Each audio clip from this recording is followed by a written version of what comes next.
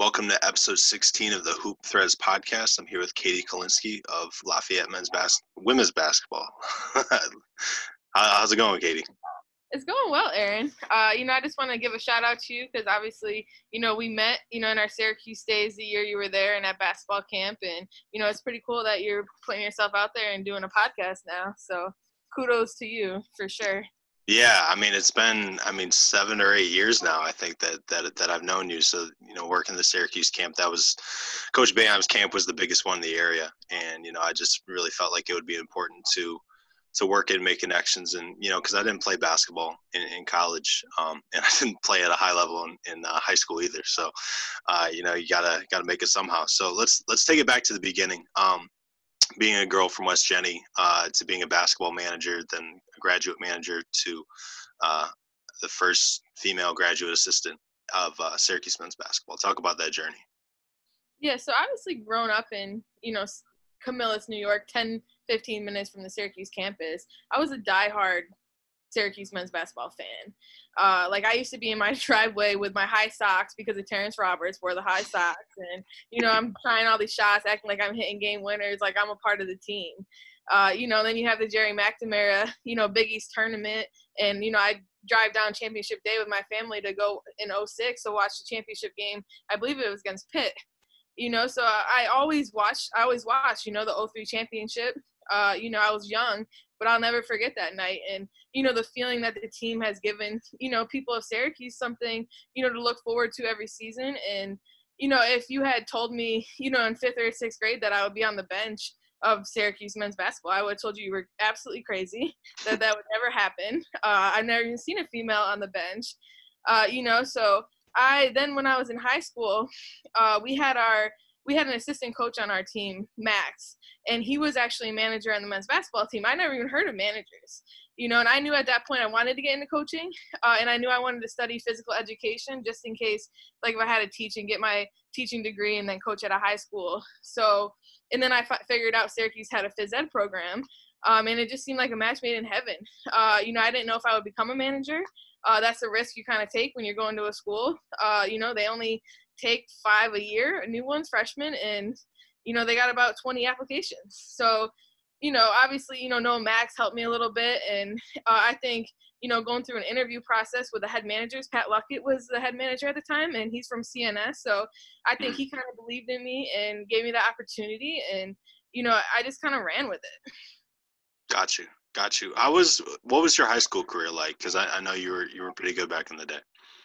You know what? I actually, I started out, in middle school pretty good, and then I was a sophomore on varsity at West Jenny, and the day before we were playing Brianna Stewart's CNS team in practice, I took, one dribble and my ACL tore. So after that kind of happened, I didn't have PT every day. I didn't have, I just didn't know. So I don't think I trained as hard as I could have after the ACL. And I still had some community college looks in the area, that I could have went and played. But at that rate, I'm like, I just want to coach. So, I finished out my career okay, but I definitely wasn't the same player after that ACL. And, partly on me for not, training as hard as I could, and then just not knowing how to, come back for something, like that. So, it all worked out for the best because, they say you have to play at a high level to be able to coach, but I got to study the game for 7 years at Syracuse, and that was the best experience I could have gotten. For sure. You were a point guard, right? I started out as a point guard. I did kind of shooting guard a little bit more in high school. I gained a little bit of weight after the ACL, but I just shot. I was a shooter. Every time the ball got in my hand, I was putting it up. Got you. So coming off of that, that's kind of where your development strengths initially were, with the guards. But while you were at Syracuse, you worked under a Hall of Famer in Coach Boeheim and some great assistants. So talk about what you learned from, the different members of the staff. So even though, people say oh, Syracuse has all guards coaching and you got a guard coaching forwards and you got a guard coaching posts, coaches are coaches. It's so silly to me. I'm like, if you're a coach, you're a coach. And, I got to see Hop coach the big man, and he studies the game so much that he can coach it like he was a big in college. And Red, his skill development is so good that even though he was a point guard, like basketball is basketball. Like if you know the game, you know the game, and they study it and they talk to people and they put their own stuff together to be able to develop these guys. And then obviously Jerry McNamara, his skill development is as good as anyone's too. So when you get to Syracuse and you get to learn from those three coaches, and obviously Hop's gone and Alan Griffin is in now, and Alan Griffin, you don't miss a step with him when he comes in with the development with the bigs. So it's just great to be able to see them kind of operate. And then, like Hop always told me, he's like, Katie, you're going to like study how I do things, but you're not going to like everything I do. And you're not going to agree with all my drills. And he's like, that's okay. But he's like, I want you to add on to it, or I want you to make your own drills or out of it, or, add what you like, add what you don't like. So that's kind of like the development of coaches is, you study the game. I mean, everyone copies other people. You steal from other people, and then you put your own spin on it, and then you teach it how you like to teach it. So I think just learning from, those three coaches, and then my last year, Griff, that's what really molded me into being able to coach the way I can, because I'm studying from the best. And then, you have Coach Boeheim every day in practice. And, I would never trade those 7 years for anything else, even playing, because I learned just as much by watching. For sure. What was kind of the evolution of, your niche at Syracuse and the responsibilities you had, from going from a manager to head manager to GA? Like how did those responsibilities pan out?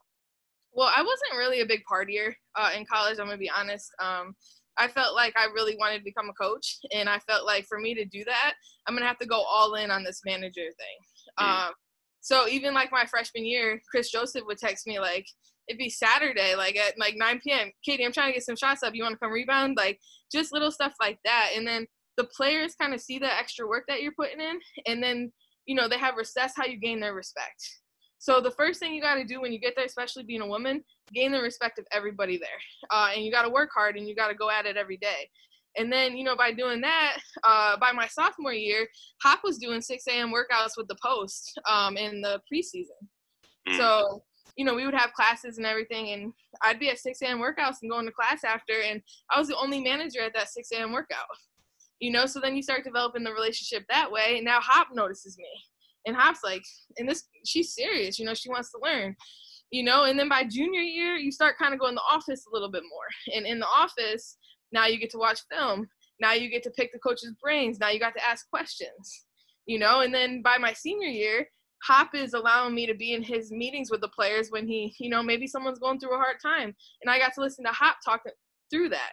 I got to listen to Hop give, video to the players and how he explains it. So it's just like the evolution that way, and then working your way up to be a head manager. And now I'm going to Maui traveling, and, and then, one of the things Hop said to me, he's like, Katie, what's your end goal? And I'm like, I want to be a grad assistant here. And he was like, well, why wouldn't you say that before now? Like, no one knew. Like, you can't – people aren't going to read your mind. So if you want something, you pretty much got to tell them. And he's like, well, if that's what you want, go talk to Boeheim. I'm like, what? He's like, oh, Boeheim, that's what you want. And I'm like, you're crazy. But I did. I went into Coach Boeheim's office my senior year, and I told him that's what I wanted. And Boeheim was like, I'll let you know, thanks for coming in here, and, I'm sure Coach did his, talking to all the assistants, talking to the Dobo, feeling it out. He gets called all the time for GAs, and I think through my work and what I did, and I think he realized that I was serious too about coaching, and, I ended up getting the position. So it kind of all works out, but I think the moral of the story is just work hard. Don't let people tell you no, and then you got to tell people what you want at the end of the day, because again, they're not going to read your mind. Closed mouths don't get fed. That's an early lesson that I picked up on. Real quick on Coach Boeheim, the thing that people don't understand is that he really trusts his assistants. He really trusts the managers. He really trusts the Dobo.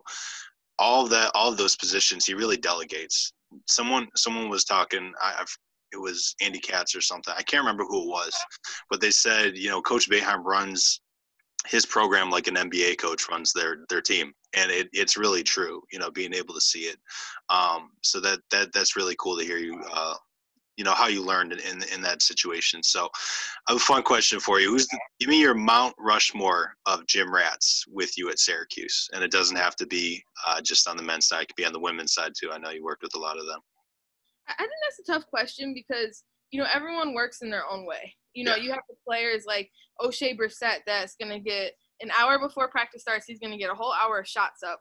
And then he's going to go through practice, and not one day is he going to miss going into that weight room after practice. That's a different mindset as a freshman. He knew he wanted to be a pro. Then you have like the Dion Waiters that would rather go to the gym at like 1 a.m. No one's around, and that's when he puts his extra work in. And then you also have like the Tyler Lydens who will outwork everyone in every drill, from the sprints to, shooting before, after practice. So I think the guys there all worked in their own way. You had Malachi Richardson who got probably 500 makes up a night at Mello. It could be Saturday night, Sunday night. It'd be the night before a game. He was getting his shots up. And that's just a few examples, but all our guys are like that. All our guys are in the gym. Elijah Hughes was in the gym every night. His redshirt year, and I'm pretty sure last year too. I wasn't around, but that's what he did. He loved it. He wanted to get his shots up. He wanted to be a pro. So you have to do certain things to become a pro, and the guys at Syracuse know that. Obviously you have some guys that get in there probably a little bit more than others, but I think the general census from the team over my 7 years is everyone was in the gym extra. And it's also kudos to the coaches because they're always available before or after practice to help them get their shots up. And that's where kind of like when you say Coach Boeheim runs it like NBA, that's how the NBA is. You get your shots up before, after practice. You go practice for an hour, 20 minutes, hour 30, so you have the energy to get those shots up. But our coaching staff puts in the same amount of work with those guys, and it makes them successful. Jeremy Grant to me was a gym rat as well. It's no surprise why these guys are successful right now and why they're making money overseas. CJ Fair, all of them. Yeah. Yeah. Talk real quick about the Mello Center. I think that was kind of built right in the middle of your tenure at Syracuse. Talk about how important having that facility is to the program and to the athletic department. It was actually, I think it was built in 2008. Okay. So I was in high school. So that was like the Wes Johnson years, Scoop Jardine and them. So I got there in 2011. So it was probably 3 years old then, but it was important. It was very important for the development of the guys. They can go in there all the time. The weight room's right there. The training room's right there. Their food is right there. So I think it was essential. And the fact that Mello gave up the amount of money he did to help build it says a lot about, Mello. And, the guys take advantage of having that. For sure. Can you explain the nuances of the Syracuse zone and what makes it different from the typical 2-3? I heard Buzz Williams describe it as more of a 4-1 as far as, the wings coming up, and he's not wrong on that. So explain how it's different. Yeah, to me, our zone, like the Syracuse zone, makes sense because, sometimes the normal 2-3, like you're not really bumping those wings. Yeah. And when you don't bump those wings, that means your guards are covering so much like area. You're going to give up open shots. But with the Syracuse zone, you're taking away those wing shots. You're taking away the corner shot now because you're bumping in that area. So chances are you're probably not going to get that corner shot. It's going to be hard to get that wing shot because Boeheim will tell you if you're in the game at the wing spot and someone shoots a 3, you're probably coming out the next possession. So you're not going to get that shot off. And then I think what's great too is, GMac's really good at teaching the angles of the guards.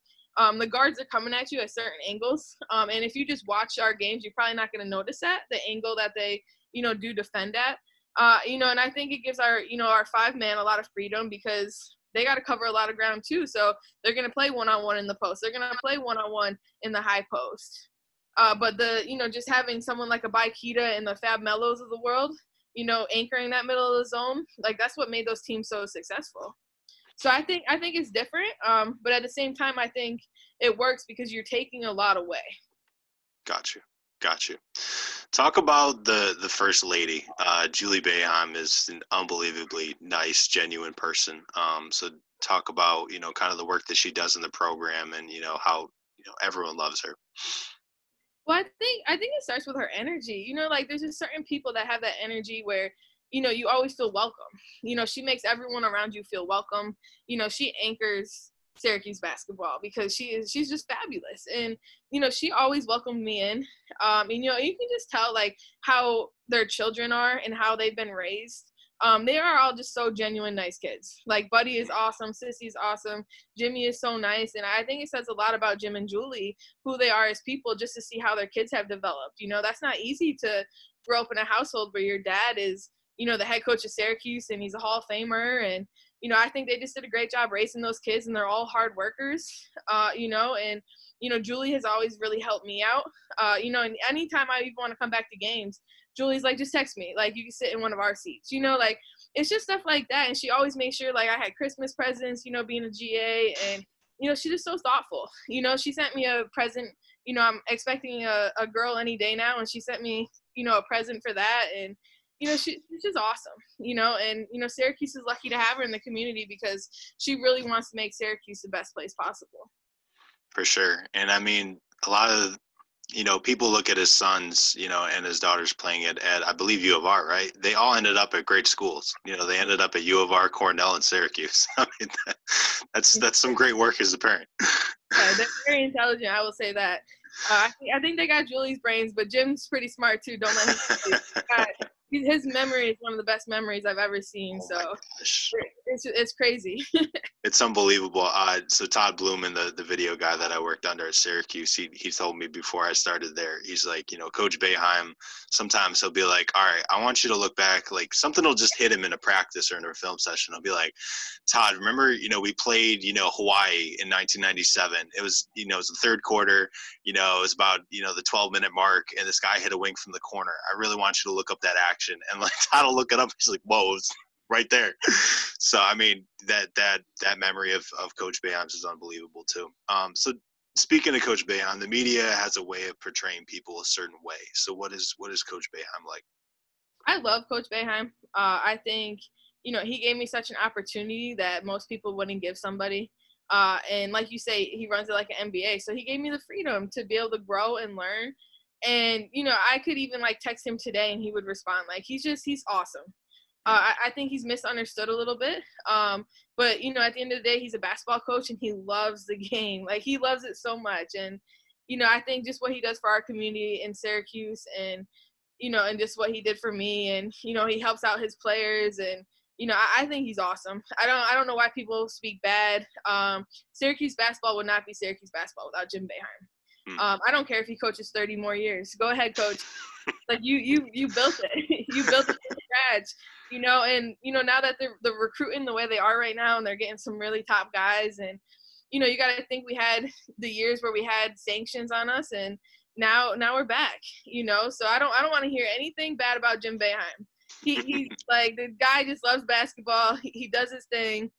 Let him be. Let him coach. If it's 40 years, let him coach. And a lot of the people, I read his book, and you're able to see that, before he was there, before him and Dave Bing were there, Syracuse basketball wasn't what it was. So as a player, he was a part of that turnaround, and then he took over as a coach after being an assistant too. So one of the things I really wanted to speak on too is something I noticed, as far as watching practice. A lot of coaches will get into guys, and he definitely gets into guys for sure. And it's after they make a repeated mistake and after he yells at them in front of the team. I always saw him sub the player out and then bring them side by side, and he explains the situation. He explains why what they're doing is really bothering him. And I think that approach really goes to show the player, how much he cares. And he's not just yelling because, he's an old guy, he's an angry old coach. He's yelling because he wants you to stop making this mistake, because he wants you to succeed. So I think that's an important thing to mention too. Last question on that is coaching players who don't play like you. You're a very confident person, and there's definitely a lot of chatter when you're on the court, especially if you hit a couple shots. Talk about coaching players who don't play like you, and kind of letting them be their own person, but also injecting that confidence when needed. Yeah, I think you can be quiet. Like we've had some quiet leaders at Syracuse, like the Mike Benejays of the world, but just because you're quiet, you have to have confidence. So I don't care how quiet you are. And I think too, people, coaches say like you are who you are. And I disagree with that. I think you can really, like, even learning from Hop, like you can really like pull out the dog in people. And I really firmly believe that as a coach, and it takes time. But I don't believe it's always you are who you are. So I think, as a coach, you got to find different ways to motivate people and find different ways to get, your player to where you want them to go. So that's kind of how I am. I think first and foremost, like, you might be quiet, but I'm going to talk about your confidence every day. And I'm going to tell our players, like, you're going to wake up in the morning, you're going to look at yourself in the mirror and know that you're a confident person, and, people say, well, you can't have fake confidence and, all that stuff. But I think over time you can gain confidence. And I think it's through work, through the work that you put in, getting in the gym, and then just believing in yourself. So I think, you can teach confidence in kids. And that's like first and foremost what I try to do with even our players at Lafayette. Like, confidence is number one. I was like that at Syracuse with the guys. I learned it from Hop. Hop was really big in the confidence, and, he motivated players differently. I remember one time we had Chino for a workout, and he literally pulled out tape, and it was like on the floor, it was best defensive player on the planet. That's what he wrote out in this tape. So like every 2 seconds, like Chino's looking over at that on the floor, and, it builds you up. It's little stuff like that, like as a coach, that you can do to help with confidence of your players. So I don't think everyone has to be like you, but as a coach, you have to adapt, because you can't expect everyone to be like you as a player, because everyone's not you. Everyone's not you, Aaron. Everyone's not me. I don't expect anyone to be me. Be yourself, but we're gonna work on it, and we're gonna coach you to get where you need to go. Hearing a lot of Mamba mentality in that. So let's talk about your guy Kobe. Unfortunately, RIP with him. But talk about how you became a fan and some of your favorite Kobe moments. Yeah, so my dad was a Lakers fan when he was growing up. So I noticed he'd be watching Laker games, and I was probably like 4th or 5th grade, and for some reason Kobe just became my favorite player. Like I love watching Kobe, and I had his fat head on my wall, and I had his jerseys, and I went to his games in DC, and I thought Kobe was awesome, and I was just team Kobe forever. And he influenced me a lot because of his mindset. And I think it's big too for me. Like, I'll read anything Kobe, from a book to an article to a video. Like, I want to soak it all up. So I don't know. It's just something about Kobe when I was younger, and it stuck with me my whole life. And he's influenced me so much, and I never met him, just by reading him and, just having, like, not many people have that mentality. I think only person really in the league right now that has that mentality, and it started with MJ, is Damian Lillard. He's the only person. Even LeBron doesn't have that mentality. LeBron can turn it on, and I think LeBron is really good, but he doesn't have the Kobe MJ mentality. Because if he did, he'd be punching dudes in the face at practice. I mean, I think you can have it without punching people, but yeah, I feel that. So one of the things I really liked about Kobe Bryant and about Michael Jordan is hearing how they talked about the game of basketball, kind of the reverence and respect that they had for it. In fact, like, a lot of the time that Jordan would talk about it, he wouldn't just say, oh, basketball or hoop. He would say, I love the game of basketball. And it was like he was talking about a relative or, someone he really loved. Do you have a favorite quote, from Kobe, or, a favorite memory of, him hitting a shot and you going crazy in your Lakers jersey or anything like that? No, I think the biggest thing is, he has so many good quotes out there, but one of my favorites that kind of sticks with me is, if you don't believe in yourself, nobody will do it for you. So, like, you have to believe in yourself. I also like, friends come and go, but banners last forever. That's like, and he lived by that. He's like, I don't care if I have any friends. Like, I really just want to play basketball. And, like, he gave the game love every single day. And, I just think his impact on the world, and you could see it even when he passed away, the impact he's had on the game and everyone around him. So I just, like I said, I'll forever be a team Kobe. I'm still a Lakers fan. I'm team LeBron now, but I hated on LeBron for years. I could not like LeBron. It was Kevin Durant, LeBron, I was like, I'm team Kobe. It's no one else. Like, I don't care. Like, I'll put Kobe against MJ. Like, that's all that mattered was Kobe. Ride or die. It is sad that he's more universally celebrated, after he passed away as compared to when he retired. But I really enjoyed, that. I think it was the short story, the film that I think was nominated for some sort of award. I think he won it.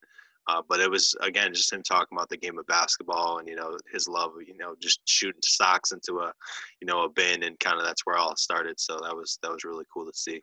All right, let's move back to your time in the college space. So talk about your first job, postgraduate assistant in Syracuse, as a director of basketball ops for Buffalo under Coach Leggett Jack. I definitely mispronounced that one. But what did you learn in that role, and what did you miss about being on the court? Yeah, I mean, when you really truly want to coach, and it kind of goes back to Kobe, when you love the game, it's hard to watch every day. I had to watch workouts. I had to watch the weight room. I had to sit during practice and do the clock, and it humbles you because you got to do jobs like that. You got to set up practice, and you got to do the clock, and on Sundays you got to go get food for the locker room, and I felt like I was a manager all over again. It definitely humbles you very, very, very much so when you got to do jobs like that. And but then you also get to learn from, another great coach, and Coach Jack. And, there's a reason she brought Buffalo to the Sweet 16. And even my 1 year there, we went to the tournament and we beat Rutgers in the first round, being Buffalo. I mean, it's pretty impressive. So I just learned. I got to sit and watch the game. I got to sit and listen to Coach Jack talk in her basketball meetings, and, see the game from her lens because she played at Syracuse and she was great at Syracuse. And, like I said, she's bringing teams to the Sweet 16. So it was a humbling experience. I will say that. Like I said, you just, even on the road, you got to make sure the food is there. And, there's so many little jobs that you do. And it humbles you, but at the same time, I learned a lot. I learned a lot from the staff, and, it made me ready to be an assistant coach at Lafayette because I'm doing some of the jobs I did as a dobo because we don't have a dobo. So every job just, the closer you get, every job just humbles you even more. Gotcha. So talk about that transition to Lafayette to work under Coach Damon Olson. Yeah, so, one thing I really like about being at Lafayette and Coach Kia is she allows me to be myself. I came in, she wanted the point guards to be developed, and, that was, what she really needed. And, I took really pride in trying to get our point guards playing at a higher level this season. And she let me do it my way. She didn't tell you, Katie, these are going to be the drills you do. And, Katie, this is how you're going to watch film with the kids. And, I want it done like this. It wasn't like that at all. Even though I was a first-time coach, she gave me free reins on the point guard. So when I wanted to work them out and how I wanted to work them out, she didn't tell me right or wrong. And, when I wanted to watch film with them, she didn't say, oh, you're not doing it right. And I thought that was really vital in my growth this season, was having somebody that truly lets you be yourself, truly lets you develop the way you want to develop. I think she believes in skill development, and I'm a big believer as a coach in skill development. And, I think things like that with Kia and I align.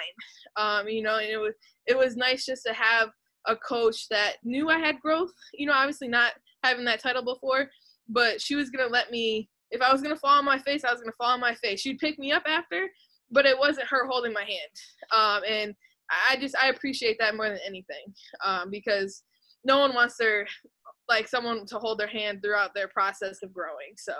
Yeah. Talk about your season being cut short by Corona. I mean, this is, really unprecedented times. And, I heard that you mentioned there's no chance of the WNIT or the WBI, and that was really disappointing. So talk about that and, how you were able to kind of console your girls and get ready for next year. Yeah, it was tough. Well, first off, we lost in the first round of the Patriot League tournament, and, we played our worst game we played all season in that game. And, we put into playing the WBI, and, we were excited. Our kids were going to get postseason. When you're at somewhere like Lafayette and, you don't normally get postseason, our kids were really excited about it. And then, Corona hit and everything got cut short. And next thing you know, I haven't been back since, so it was tough, but I think everything's a growing experience. You realize everyone was in the same boat as you. And that's kind of how I've looked at this virus is, I can sit here and complain and be upset and all this stuff, but everyone's in the same predicament. We're all struggling. We're all missing tournaments. We're all, not able to go to the death of some of our family members. It's just so much stuff people are dealing with. And, I wake up every day and I'm like, hey, I'm alive. I'm not sick, so it's just, you got to find the blessings, and I think it's easy to look at the negatives of everything. And I try to be the person hey, we're still alive. We're still going. Let's go.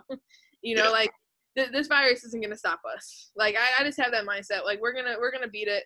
We're going to do the right things as a country, and we'll get back to normal. It's going to take time. But I definitely try to be positive throughout this whole crazy pandemic. Yeah. Yeah.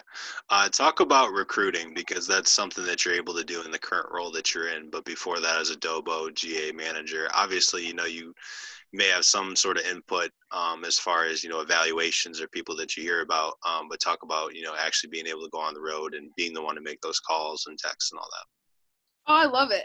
I've made some really good relationships in the last 5 months. We've been home, and the only thing we can really do right now is recruit. So we're watching film on the weekends, and we have staff meetings every morning, talk about our recruit phone calls. So I just think it's all about the relationship aspect. And I try to really make genuine relationships with coaches, AAU coaches, the players, their families, their parents. And everyone said, like, before, when you don't have the experience recruiting, like, how are you going to get recruits, or how are you going to do it? And the answer is you work hard.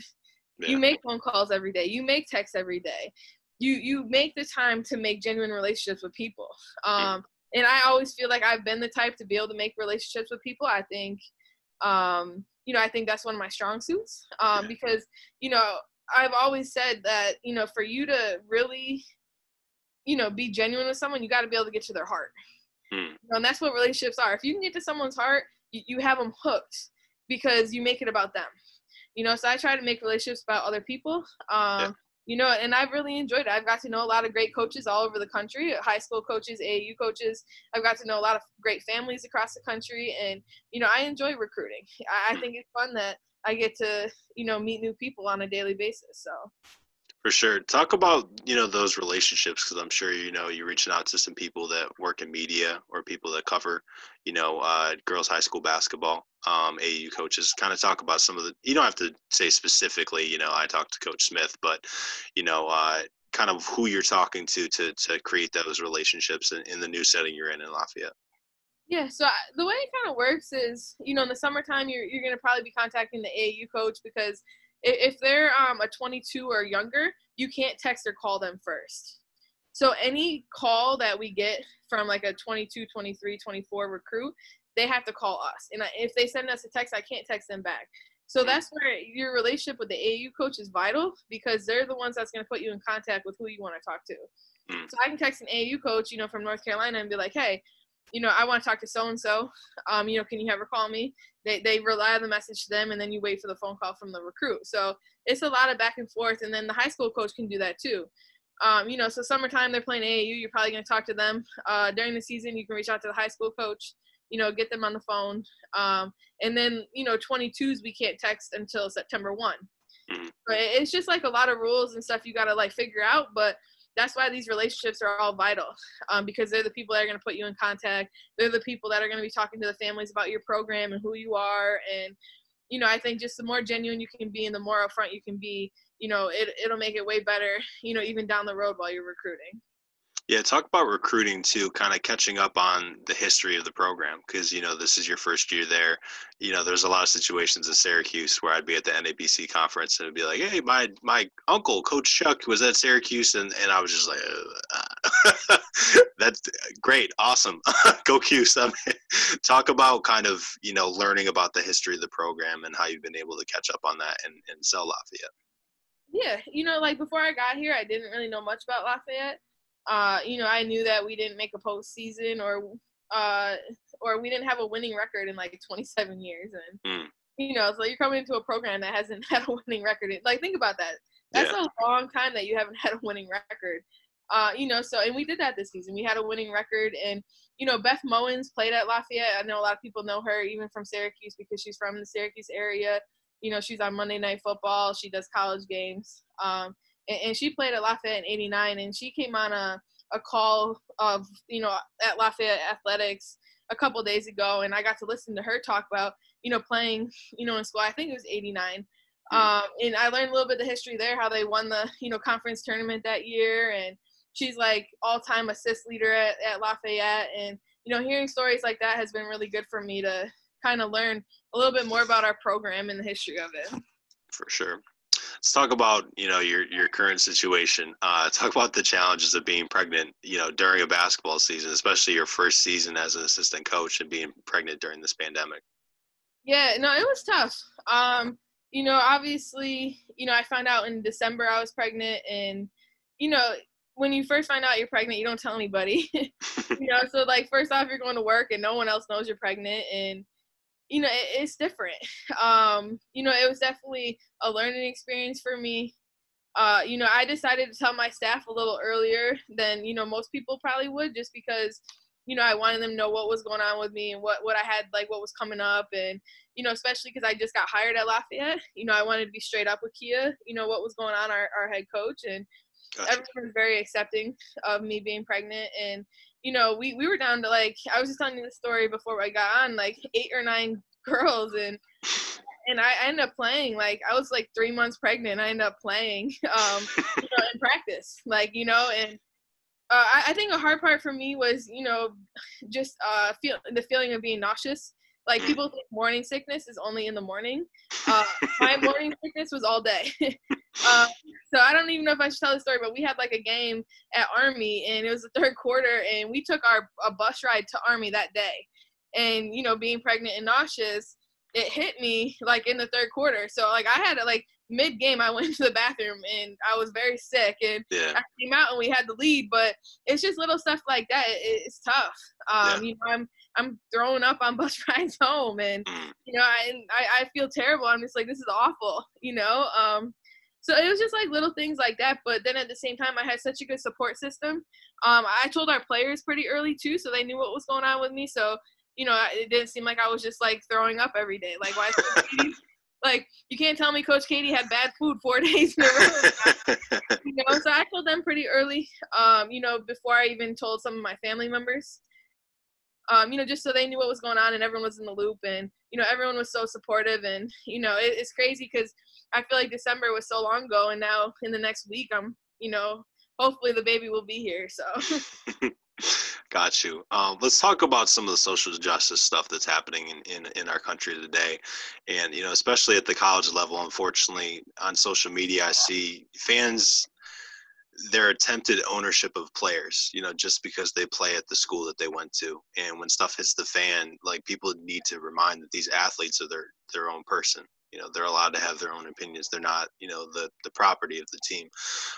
Talk about the narrative shifting in this country enough for Black Lives Matter supporters, and people just support, like, equal treatment of all people to speak freely on social justice and not get fired or suspended for it, because you can do that now, and you could definitely not do that a couple years ago. All I have to say is about time. We should be able to freely speak about these issues in the world. Even though for years I wanted to talk about it, and it's like I could have put a post out 2 years ago and I might not have been hired. And I just think it's time, that we're finally talking about it. Kaepernick started it, and people didn't want that conversation, when Kaepernick started it. Kaepernick was wrong. Racism doesn't exist in America. And, we're just going to put all these issues to the side and act like it's not there. And it is here. We have a lot of issues, still going on, and we have a lot farther to go. And I think it's just time that we can all be honest and we can put our opinion out there, and we're not going to get fired, but, people still aren't going to agree with your opinion all the time. But, that's the change we need in the world. And, I'm happy that we're finally getting there, but we just have so much, like, farther to go. And, I hope we get there, because it's just sad that people are treated differently because of their skin color. Like, we're all humans, we all have emotions. Someone's skin color doesn't make them different from who I am. And, at the end of the day, I just care if you're a good person or not. So I just think America has to change. I mean, come on, it's 2020. The fact that people are even slowly concerned about someone else's skin color is pathetic. That's how I feel. I have no other words for it but pathetic. Yeah. Talk about, Maya Moore sat out for a season because there was a man she felt was wrongfully convicted. Jonathan Irons, Tina Charles is sat out the WNBA bubble for health reasons. Natasha Cloud is sitting out to focus on advocacy. Talk about those decisions and the example they set. Yeah, I think it's big. I think it's big to have a voice. I think, some people, talk about it and some people are about it, and there's been a lot of people now in the world that have been about it and, making change. And I think it's awesome. I think the WNBA is making great strides. I think this is the most coverage they've ever gotten, and it's crazy. Coverage is there, viewership goes up, merchandise gets purchased. So I just think, it's good. We still have a long way to go, though, even with certain issues like men who are on Twitter, on posts on WNBA, talk about women go make a sandwich. And I'm like, is that, like, what do you get out of that? Like, all right, the joke was funny, never. So, like, let's stop being jokeful about women. And, if you're not going to support, it's like, I look at it this way. Like, do I think the NHL is boring? Yes. Do I think golf and watching it for 10 hours straight is boring? Yes. But do I sit there on Twitter and just come at these men for being golfers? No. So why do we have to come at women for playing basketball? Like, just because you don't like something and you think it's boring doesn't mean you have to put your opinion out there and just bring other people down. Like, I'm not going to sit here and tell those men that are golfers, like, go make a sandwich, or like, it's just so stupid to me. I don't know. I just have issues with that. I have issues with men who just want to bring women down because they think it's funny, and it's not funny. And a lot of these men have children that are girls, and you wouldn't want your girl to feel like your child to feel that way. So why are you putting that out there? So I think that's one big issue that does have to change. For sure. And I mean, I'm here to say that the execution at the WNBA level and on the women's side is so much better than the men's side. And just in working summer camps, working with girls, they listen so much better. I don't know if you've had that experience, but just through working a lot of summer camps, that's been what I've seen. Let's talk about, J. Cole had a line where he said, bro all at once, and he kind of talks about being a mentor for some people while also still being mentored by guys like Jay-Z and stuff like that. So what is it like being an established D1 assistant that I'm sure still gives advice and mentors to up and comers, to someone that is learning all these new things on a daily basis? Yeah, I don't ever pretend to have all the answers at all. I know I don't have all the answers, but I think I've seen enough the last 8 or 9 years that I can mentor and help the players on our team. And there are people that are trying to get in the industry, and they do reach out to me and want to know my story and how I did it, and I give that advice. But I also surround myself with people who are smarter than me, that have been through it. And I think that's important to have people around you. Like, I would rather sit here and talk to people that are maybe like 30 years older than me than talk to people my own age, because they've been through it. And that's when we go back to like the Nancy Liebermans of the world, the Brandon Steiners of the world. Those are the people I talk to and I listen to. And, even our own staff, like Coach Kia and Coach Tom have been, coaching for, Coach Tom's been coaching for 30 years. So those are the people I listen to. And I don't pretend to have the answers, but I try to be as educated as possible. I try to read books, and I try to talk to people that have done it that are older than me, and then I put it all together, and I try to help the next person, but I also am learning every day. I don't stop learning, because no one in this world has all the answers. I know some politicians think they have all the answers, but no one does. We're all learning. For sure. And I mean, that's something you'll see from, the guys that are at the top of our profession, at the college level. I mean, they're not staying in the same place. What does the support of Cuse Nation mean to you, at each step of your journey? It's been awesome. I don't know if there's a better fan base. Anything I'm going through, or anything I need, or whatever it may be, they're always showing support. Like, I still get people on Twitter from Syracuse that are, just big fans that are like congratulating me, or, my sister's house burned down and they had to GoFundMe, and like the whole Syracuse community like came together on Twitter. And it's just little stuff like that. They're fans for life. And I think they're like that with the players. They're going to be your biggest critic, but at the end of the day, they're going to support you too. And I've been so thankful for Syracuse, from the community to the coaches to the university. It's made me who I am today. So just to still have that support is mind blowing to me. I thought I'd be out of mind, out of sight, whatever, out of sight, out of mind, but they still come together and congratulate me and all that good stuff. So. It's just different. People don't understand upstate New York. I mean, the Cuse is, Syracuse, the teams are all they got, for the most part. There aren't other professional sports teams in the area, that this is the team. So when did you feel that you had made it, if you have? I don't feel like I've made it. I think too, I have a daughter on the way, and I'm more motivated than ever. Because one, I don't want her to grow up not having the things she needs. I want her to have, at one point, I want to be able to buy a house, and give her like a steady place to live. So I feel like my work has just begun. And having a daughter has definitely changed my mindset. And, at the end of the day, I didn't have a lot growing up. We had food on the table and that stuff. And I don't want her to have to grow up like that. So I'm motivated to really work as hard as I can to give her the best life I can. So, that's kind of where my mindset is now. Got you. All right. Well, that's all I got. You have the floor if you want to give us a bubble prediction or share a message or any Lakers propaganda. You can feel free to share. Well, I'll say this. The cops that killed Breonna Taylor are still out there. So we got to put that out there. And I hope people can wear a mask. And, I pray people can stay healthy because at some point we need the world back. We need sports. We need people on campuses. We need kids learning. Don't rush it because we don't need people dying. But let's start coming together as a community and as a whole, and let's stop saying it's us versus them or the next person. And, let's just do the right thing, wear a mask, and let's come together for once and instead of being separated every day and all that stuff. For sure. Tell the people where they can find you on social media, your ads and stuff. Yeah, so my stuff on social media is Katie Lokes. I think that's my Instagram name. I think it's like KATIE and then LOWKZ. So Twitter, Instagram. I'm on Facebook as Katie Kolinski, all that good stuff. But I'm the type of person you can reach out at any time, and if I can help you, I will. Or I'll put you in the right direction if I can, or give advice or whatever. I know I'm still a small fish in the pond, but in this industry. But I definitely, if I can help somebody, I will. For sure. Thanks for coming on, and good luck with your baby. We're excited to see that come about. I appreciate it, Aaron, for sure. All right. Take care, Katie.